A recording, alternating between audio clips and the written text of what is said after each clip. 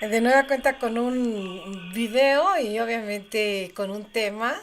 El día de hoy vamos a platicar un poco de la bilocación. ¿Qué es la bilocación? Como su nombre lo dice, es estar en dos lados al mismo tiempo. Pero ¿cómo pues podría una persona posicionarse en dos lugares al mismo tiempo? Bueno, primero vayamos por partes. Al final de cuentas, la bilocación consiste en la colocación técnicamente virtual del espíritu, del alma, de la energía, en tanto que el cuerpo tangible se encuentra en otro lado, en una especie como de éxtasis, sumergido obviamente en ese trance que es lo que lo lleva a trasladarse a otro lado. Y con esto podríamos explicar qué hay detrás de esa energía, de esos halos de energía que se ven en las auras, esas auras tan visibles que se ven de los espíritus que se aparecen como santos y que inclusive traen o portan una aureola también con un campo energético que obviamente ahora tendría una explicación.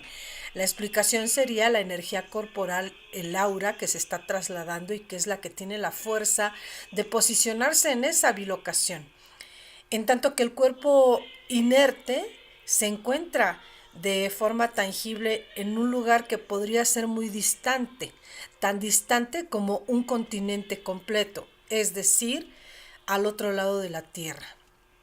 Y del aura o de la aureola, obviamente la explicación sería muy coherente. La propia aureola sería la energía mental que tenemos y que no es una especie como de aureola que nos haya dado Dios o que Dios les haya puesto a los santos así como un regalo, no, es simplemente el poder de la energía. Y con esto de la bilocación podríamos inclusive entender el aleteo de un ángel. ¿Por qué? Porque en casos como el que yo te voy a exponer, entre todos ellos viene el caso de una monja que perteneció a la orden de las Carmelitas Descalzas y que ella platicaba que su cuerpo o su alma eran trasladados por ángeles. Evidentemente, para poder entender el traslado del continente europeo al continente americano tendría que ser precisamente con el aleteo. Y para hablar de la bilocación, como te estoy hablando, que realmente caer simplemente en contextos religiosos no es la idea, porque entonces sería tanto así como una oración.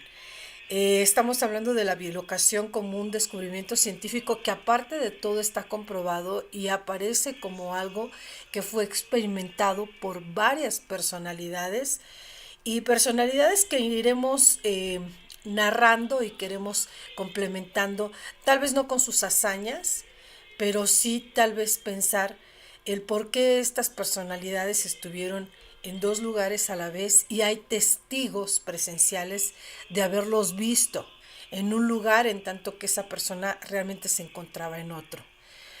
Pero también para hablar de eso hay que entender que lo que se puede trasladar es el espíritu, tal vez la conciencia, pero en tanto el, donde se encuentra el cuerpo inerte, ahí no hay conciencia. La conciencia es así, no se divide en dos partes. Y vamos a no alejarnos mucho del tema de la bilocación, citando a una de las más importantes personalidades en el mundo. Y te estoy hablando de María Jesús de Ágreda. Para poderte hablar de María Jesús de Ágreda, tienes que verla. Esta chica, y digo chica porque tenía 16 años cuando ella se entregó por primera vez a las Carmelitas Descalzas y en una congregación en donde ella realmente pues pertenecía porque sus propios padres se encargaron de ello. Ellos tenían una casa en donde evidentemente la religión era el factor número uno para salir adelante. Tan es así que su papá se reclutó en la orden de los franciscanos y de los 11 hijos que tuvieron, pues solamente 4 y 2 de ellas se dedicaron a esta consagración de las Carmelitas Descalzas. Esta casa fue su propiedad durante mucho tiempo y además un asilo para monjes, para ministros y obviamente evangelizadores y todo lo que fuera necesario para asilar a la gente que iba de visita ahí. Pero lo que sucede con ella, con María Jesús de Ágreda, es que Desde los 12 años decide incorporarse a esta consagración y a los 16 años empieza a tener efectos muy extraños. Pero lo que hay que decir de ella, que vale mucho la pena mencionar de María Jesús de Ágreda, es que ella desde siempre fue una mujer enfermiza. Desde sus 12 años la mamá hablaba de que María Jesús de Ágreda era muy distraída. Era una mujer que todo el tiempo estaba ida, perseguida por algo. Y ese algo después de mucho tiempo lo logramos entender porque ni ella misma sabía que podía bilocarse. Y entonces a los 16 años ella se convierte en el socorro y sustento técnicamente de todo ese lugar que se convierte obviamente no solo en un convento, sino en un lugar en donde se vivirían testimonios extraños por parte de sus compañeras que fueron testigos de cómo ella se trasladó al continente americano sin salir de ahí, sin salir del convento. ¿Cómo es que pudo haberse trasladado de un continente a otro? Pues lo hizo tal como lo hizo San Martín de Porres en su momento, como lo hicieran San Francisco de Asís, el Padre Pío, como lo hiciera Tomás Aquino y como lo hicieran muchísimos otros. Hay muchos de los que podemos dar testimonios muy extraños. De San Martín de Porres podemos enumerar las apariciones que tuvo con los enfermos y esa parte en la que levitan, esa parte flotante es la que llama mucho la atención. ¿Por qué levitar? ¿Por qué flotar? Bueno, ahora la explicación científica es esa, que su cuerpo no estaba ahí. Ellos estaban bilocados. Es el espíritu, es el alma y la fuerte energía la que les da la luz en su entorno corporal. Que es el Padre Pío, que hubo testimonios de que ya había muerto y aún así estuvo presente en ciertas fases en donde él pudo haberse situado e inclusive en donde nunca tuvo presencia, ahí estaba el Padre Pío. Siempre todos ellos, y hay que destacar que mucho tiene que ver la religión en esto, porque muchos de ellos se dedicaron a hacerle el bien a la gente, al saber que podían bilocarse, al saber que podían estar en dos lugares a la vez, ellos llevaban una palabra divina, una palabra de bondad, de ayuda, de apoyo.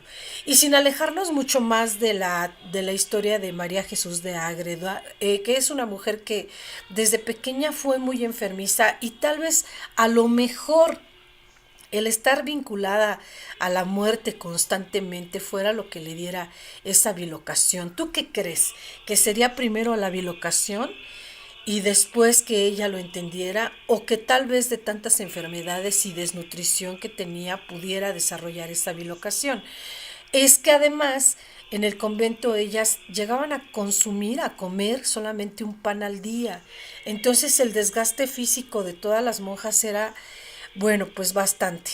Pero la historia de ella es más sorprendente que eso.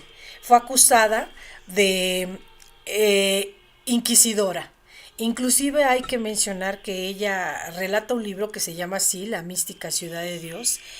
Se convierte en el libro más vendido de todos los tiempos, más buscado de todos los tiempos después de la Biblia. Fue censurado por los inquisidores porque este libro tiene escenas de crueldad y de sangre, por lo que la propia María Jesús de Ágreda presenció en sus bilocaciones. Escribía y eso hizo que se hiciera una famosa escritora en sus tiempos. Pero no solamente eso, ella ayudó a mucha gente, entre ellos a los musulmanes o a las personas que podían no estar de acuerdo con los cultos religiosos y que terminaban censurados en la cárcel, simplemente acusados de inquisidores, y ella se les aparecía en las cárceles a los musulmanes o a algunos predicadores de otro tipo de palabra que no fuera precisamente la de los inquisidores, que ellos estuvieran de acuerdo y los apresaban, obviamente los llevaban presos y ella se aparecía a darles una especie de evangelización.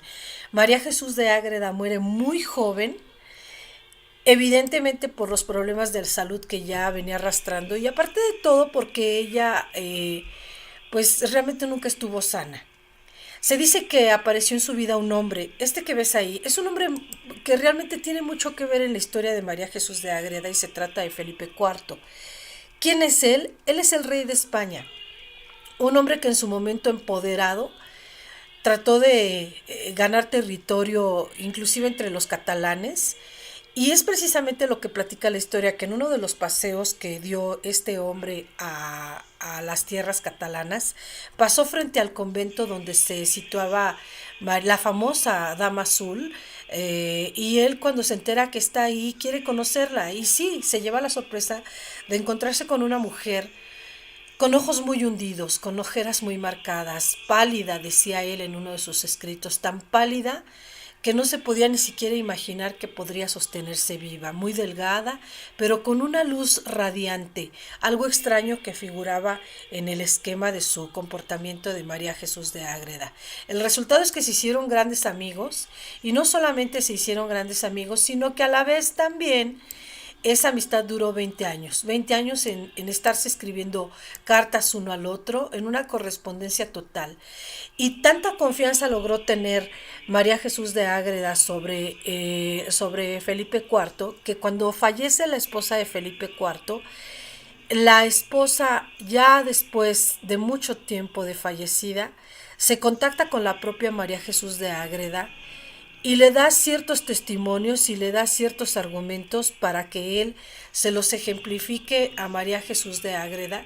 Y entonces resulta que Felipe queda mayormente convencido de lo que estaba sucediendo ahí. Simplemente María Jesús de Ágreda se había contactado con su difunta esposa.